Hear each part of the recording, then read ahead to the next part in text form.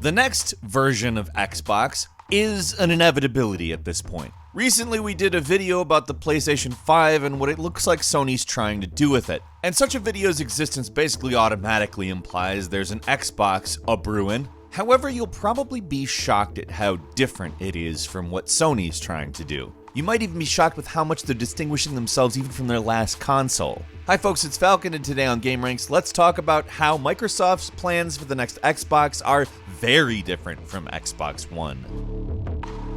I'm gonna go ahead and say right off, there's some stuff that Microsoft is doing that sounds intuitive, and some that I think the general gaming public might scratch their head about that I'm reserving judgment on, because we don't really know exactly how anything's gonna play out at this point, of course. In order to start, we have to talk about Xbox One and how ridiculous some of the stuff they did with that is. I don't think we need a full recap of the whole always-on DRM thing again, but the fact it's been talked about so many times since it actually happened should say something to anybody who's actually paying attention, indicating that no one liked it. But it's not just the always-on DRM thing. They really tried to show off the Xbox One as an entertainment console rather than as a game console. For instance, they showed off The Price is Right just by broadcasting it on the Xbox One, as if that was a feature anyone who plays video games was really concerned about. Nothing against Drew Carey, he does a great job hosting the show.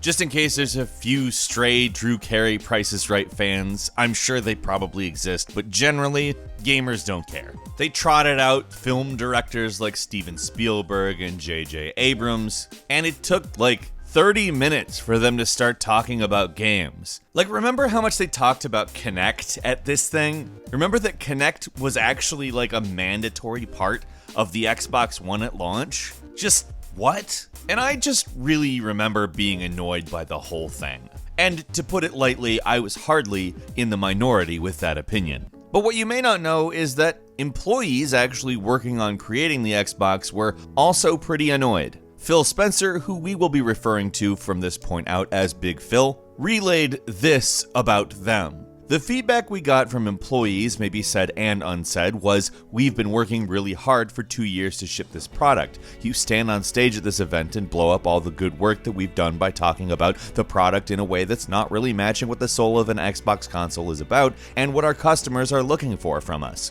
At the time, Big Phil was Xbox VP, and although he wasn't top of the food chain, he really heard a lot from everybody who was putting their time, effort, and labor into creating the Xbox. The following year, he was promoted to head of the Xbox department, and it was during his tenure that things like dropping the Kinect, placing a much bigger emphasis on games, and overall just acting like the Xbox as a game console started to become the norm again. In fact, a few years later, he was credited by quite a few people as having made Microsoft care about games again, which I'm just gonna go ahead and say should matter at a company that's in the video game industry. So, on some level, he listened. And it's not as though the entire Xbox One existence has been a disaster. It's really not. It hasn't done as good as the PlayStation 4, but it's had a good run, honestly. But the times, they are a-changin'. Now, in our PlayStation 5 video, we talked a very large amount about hardware and how necessary Sony finds hardware to be. And we talked about the fact that the demographic they believe they're catering to is hardcore gamers. You might find this a bit hard to believe, but Xbox's approach kind of contrasts with that.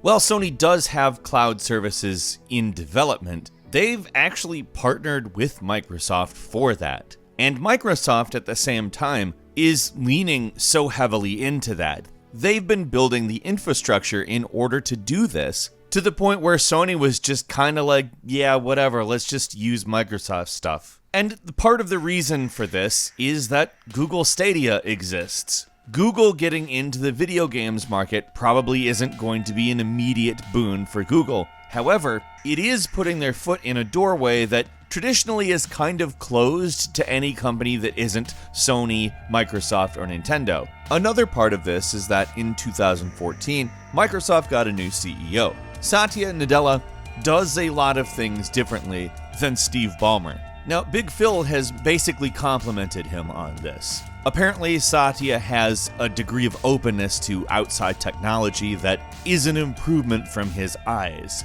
Now, this openness is probably going to have a mixed reception. It's reflected in the kind of audience that Microsoft appears to be going for, where Sony, like I said, is going for a niche of hardcore gamers and is outsourcing their cloud stuff to Microsoft specifically so they can work on games. In a lot of respects, it seems like Microsoft is going for a much more broad audience. Looking through things that were said by Sony executives and employees, Sony's target is hardcore gamers, and going by Big Phil and Satya, their customer is basically anyone who wants to get delight and enjoyment from an electronic game. Now, that's a respectable position to have, but it also will bring concerns, I think, from people who don't love talk about games on Android phones, which, by the way, for a company that used to have its own phone platform that was actually a fairly serious part of its strategy, Phil Spencer talks about having streaming games on phones pretty often. But it's also part of a larger discussion where he's been trying to put less emphasis on hardware. And that's, in my opinion, the most interesting aspect of what they're doing with the Xbox One X. Again, where PlayStation 5 is talking about how hardware is an utter necessity, you have Phil Spencer saying, "As long as you're playing, I'm happy." When I think about where platforms go, I think at some point platforms lose enough player interest that studios will probably move on. But I'd rather not have that dictated by decisions that we make. I'd rather be driven by player behavior. In the same interview, he said to the interviewer, "What I want you to think about in this is the players, not the specific version of a console they have. I think the question there is there a customer for the highest performing console, or are there enough customers where that makes sense? If somebody bought an Xbox One X yesterday, I want them to feel completely that they can have a great experience for years and years." But he's also said in interviews, people are saying, "Are you going third party?" Whatever that means. But the idea we are a platform company continues to be true, and we think about how that platform infrastructure could grow. And we think having the world's most powerful console, having a great Xbox in every home, is a critical component of that.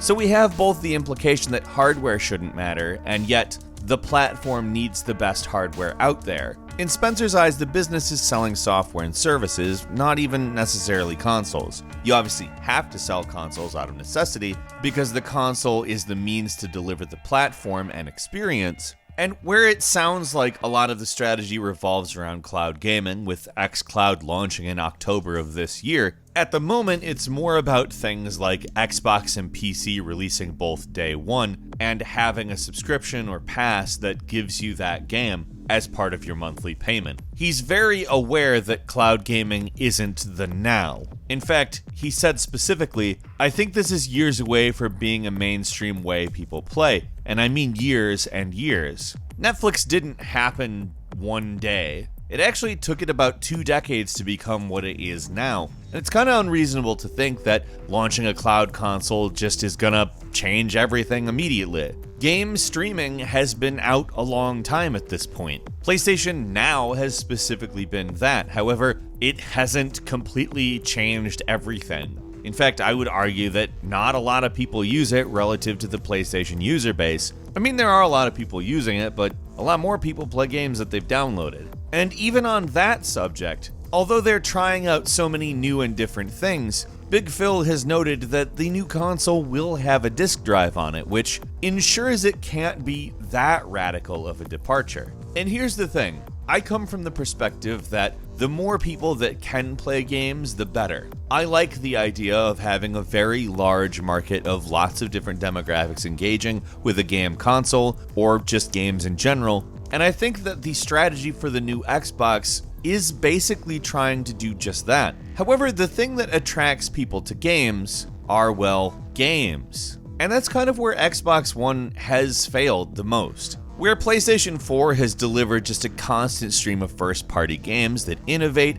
inspire, and just absolutely immerse. I'm not saying the platform has been entirely devoid of them, but Microsoft is really focused more on live services than single-player games that really bring people to another place with a narrative or a character that people generally really like. And in truth, it seems a lot like Despite the fact that they're trying to broaden their demographics and meet customers where they are, they've also bought a bunch of developers and are promising that they will absolutely be 100% making single-player games. And honestly, that's really cool. Microsoft should be doing that. Everyone should be doing that. I absolutely love my Apex Legends and even some Fortnite from time to time, but I also gotta have my Gears. However, they're really trying to expand so that it's not just Gears and a few other select titles, but rather that they have a robust offering of single-player games that will entice people to the platform. That's great. Like, that's probably the best piece of news, in my opinion, that I could have gotten out of this. It actually ties together pretty much everything else we talked about and says, while there is going to be stuff for people like myself, there is going to be maybe even more stuff than this previous generation, and that's basically what everyone wants to hear. And I don't know if the strategy is going to pay off where they actually are able to deliver that for every different group, including us single-player gamers. But I'm extremely interested in seeing exactly what happens as Xbox transitions into what seems to basically be an ecosystem more than a platform. We'll see. I mean, it's certainly interesting stuff, and it may pan out to be very bad, but it may also pan out to be very good. What do you think? Leave us a comment, let us know, and if you like this video, please click like. If you're not subscribed, now's a great time to do so. We upload brand new videos every day of the week, and the best way to see them first is, of course, a subscription. So click subscribe, and don't forget to click the notification bell. As always, we thank you very much for watching this video. I'm Falcon. You can follow me on Twitter at Falcon the Hero, and we'll see you next time right here on gameranx.